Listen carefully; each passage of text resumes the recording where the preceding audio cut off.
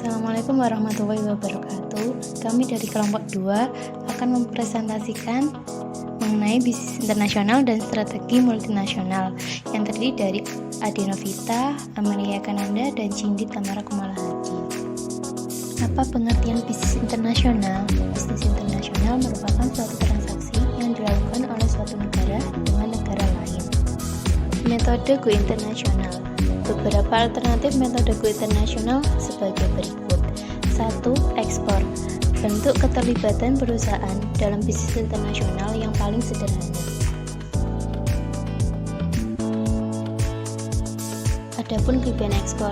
A. Resiko yang ditimbulkan kecil, meningkatnya penjualan dan mengurangi stok perusahaan. B. Eksportir tidak terlibat dalam masalah yang berkaitan dengan iklim usaha di luar negeri. C. Melakukan ekspor merupakan cara mudah untuk mengidentifikasi potensi pasar dan memperkenalkan merek dagang. Pun kekurangan ekspor.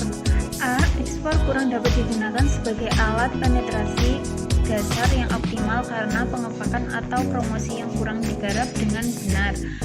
B. Tambahan pangsa pasar dapat hilang bila pesaing lokal menjual barang atau jasa yang ditawarkan eksportir.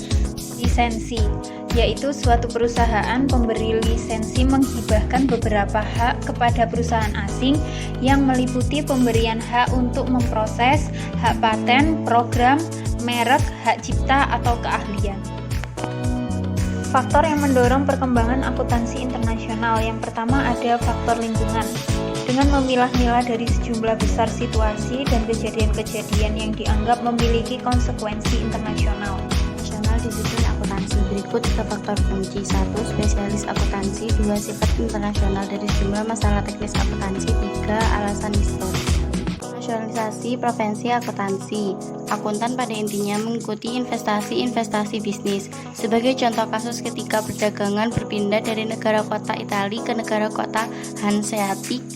Ini juga kasus ketika investasi Inggris membantu membiayai perusahaan kereta api dan asuransi Amerika Utara. Akuntansi internasional. Praktek akuntansi internasional merupakan suatu yang kompleks baik bagi perusahaan yang kepemilikan dan operasinya di suatu negara maupun di beberapa negara.